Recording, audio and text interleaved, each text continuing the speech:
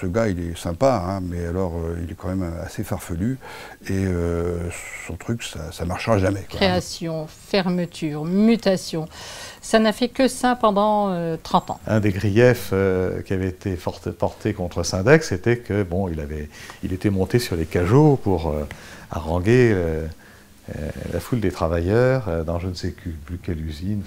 Notre priorité, c'est de ne pas foutre le feu à la boîte.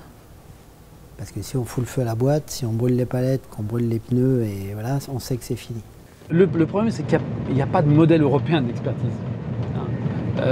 Et que ce qu'on sait, c'est qu'on ne créera pas 27 Syndex. De voir aujourd'hui quand même Syndex en scope, franchement, ça me fait un grand plaisir. Merci aussi.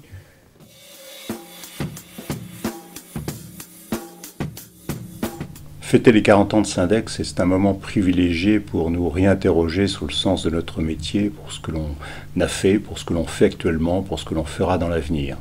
Nous avons souhaité inviter un certain nombre de témoins qui nous ont accompagnés, qui sont les acteurs importants de la vie syndicale d'aujourd'hui, de la vie économique, pour justement vérifier que nous sommes toujours en adéquation donc, avec les besoins de la société et les besoins syndicaux dans ce domaine-là. Quand la sidérurgie a commencé sa grève en 1967, on a mis en évidence les deux aspects, les aspects matériels, sociaux, etc. Et aussi cette volonté d'obtenir de la part du syndicat la possibilité d'être informé sur la stratégie patronale dessinée par l'État et par le pouvoir patronal dans la sidérurgie.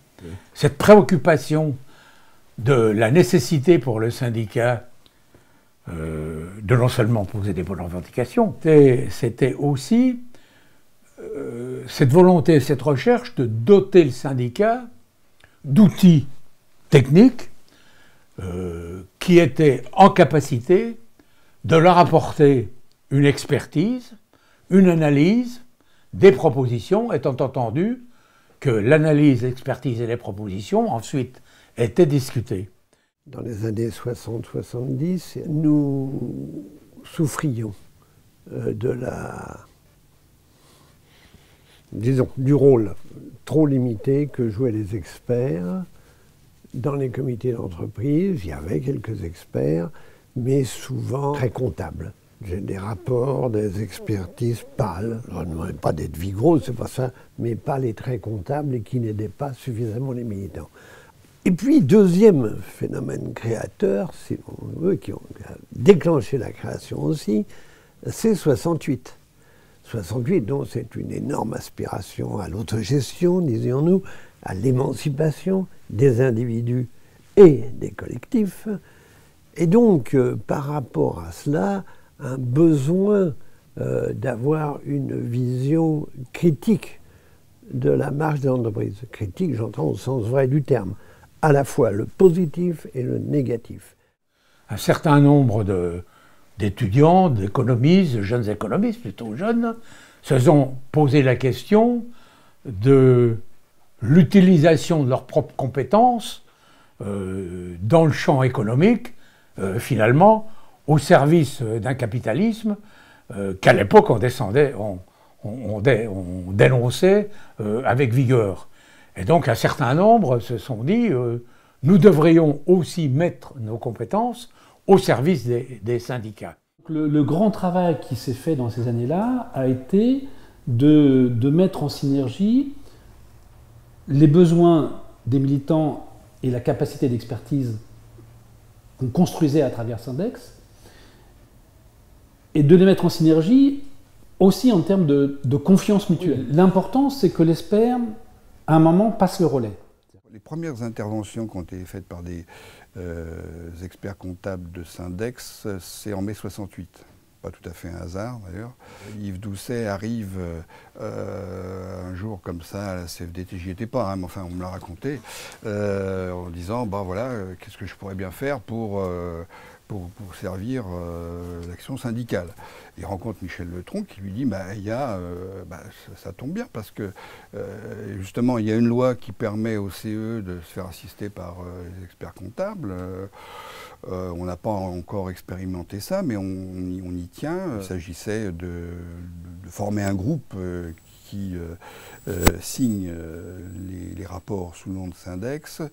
Et Yves Doucet était l'animateur, on peut dire le fondateur de Syndex. Quand je pris contact en 72, enfin fin 71, nous avions rendez-vous dans un petit local de la CFDT rue Cadet, je me souviens très bien.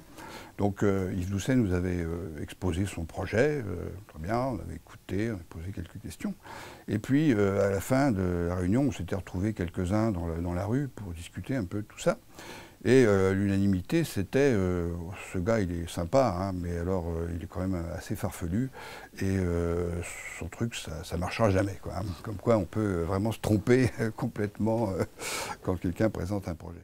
Ce climat de l'époque a en même temps incité quelques experts comptables d'ailleurs la plupart, à créer en 1969, en concertation avec la CFDT, mais c'est quand même eux-mêmes, il y avait Yves Doucet qui en 1969 a appelé Syndex un groupe de quelques experts en lien avec la CFDT. Autour de Doucet, il y avait Bernard Lanoé, il y avait Donna Mirou et Michel Fournier, Michel et Marie-France Fournier qui constituaient le groupe Service. Il y avait Jean-Claude Julien qui animait le groupe Métaux, Michel Sérusier, enfin voilà, Bernard Billaudot aussi.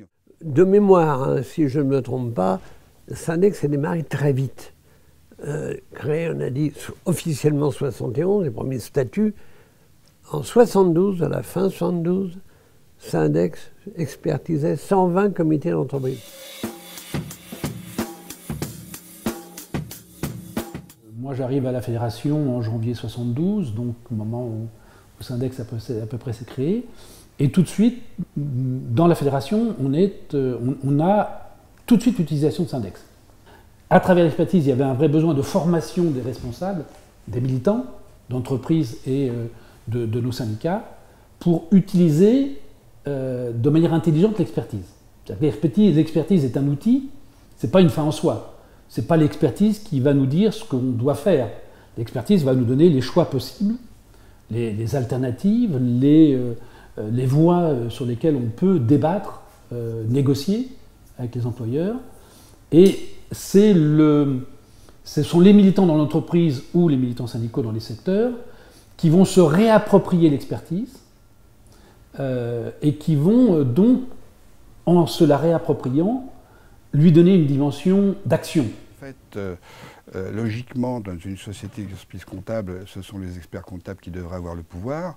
Et d'entrée de jeu, on considère dans la société Syndex que les experts comptables n'ont pas plus de pouvoir que les autres intervenants.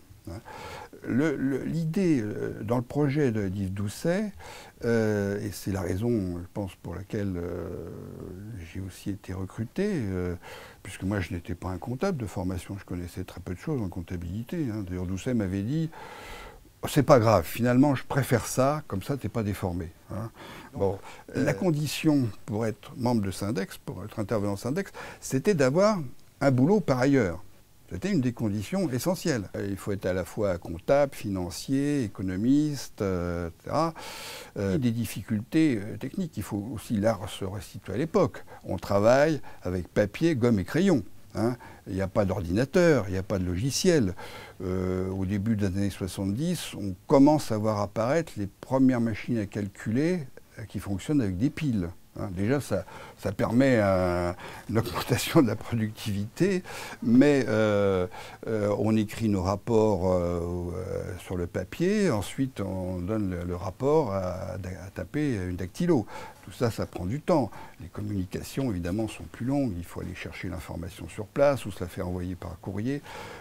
Donc ça, ce sont évidemment des difficultés qui sont bien réelles parce qu'on travaille dans un laps de temps qui est très court finalement, hein, entre la mi-avril et puis la réunion du CE qui généralement a lieu à ce moment-là vers la mi-juin ou même avant.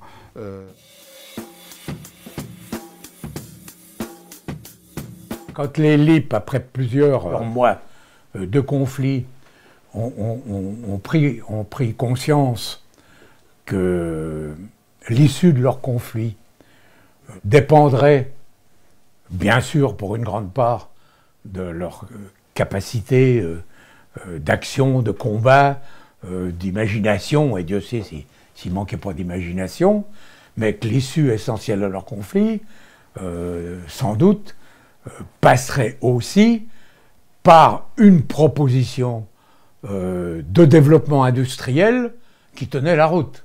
Donc il y a eu un travail tout à profondeur qui a été de présenter un plan de redressement, de restructuration, et c'est là qu'on a gagné la bataille, temporairement malheureusement, mais qu'on l'a gagné. Syndex a été conforté et renforcé par le succès, entre guillemets, qu'avait apporté l'expertise et le sérieux de l'expertise, etc. Oui, l'expertise, c'est pas simplement l'explication sur le bilan. L'expertise, c'est que signifie le bilan. Et qu'est-ce qui se cache derrière le bilan, c'est pas simplement, voilà les comptes, passifs, etc. Ça, c'est sûr.